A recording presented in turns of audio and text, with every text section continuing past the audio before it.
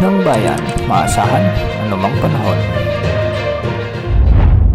Magandang araw po sa ating lahat. Narito lang pinakahuling update sa magiging lagay ng ating panahon sa araw na ito at sa mga susunod na araw. Sa kasalukuyan ay patuloy tayong nakakaranas ng mga maulap na kalangitan at may mga pulupulong pag-ulan dulot ng iba't ibang weather systems na nakakaapekto ngayon sa ating bansa. Unahin natin ang shear line na kung saan ay magdadala ng maulap na kalangitan na may mga kalat-kalat na pag-ulan at pagkidlat pagkulog sa bahagi ng Bicol Region, Rizal, Laguna, Quezon Province, Marinduque, Northern Samar, Eastern Samar at Samar Province. Mag-ingat po dahil posible ang banta ng mga biglaang pagbaha o pagguho ng lupa na kung minsan ay makakaranas ng mga katamtaman at minsan ay malalakas na pag-ulan. Samantala, amihan naman ang magdadala ng maulap na papawirin na may mga mahinang pag-ulan sa may Cordillera Administrative Region, Cagayan, Isabela, Quirino, Nueva Vizcaya at Aurora.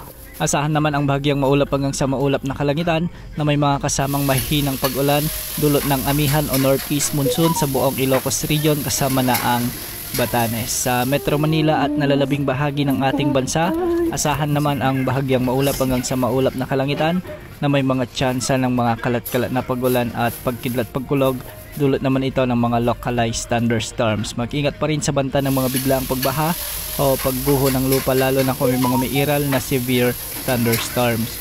Sa kasalukuyan wala tayong minomonitor na anumang sama ng panahon gaya ng LPA o bagyo sa loob at labas ng ating area of responsibility at wala rin tayong namomonitor na papasok sa ating PAR sa susunod na 3 hanggang 5 araw.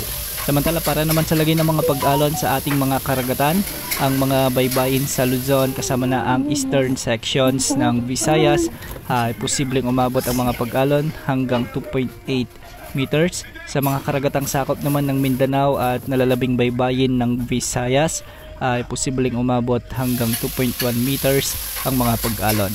Yan muna ang latest sa lagay ng panahon. Ito po ang weather update ng bayan, maasahan anumang panahon.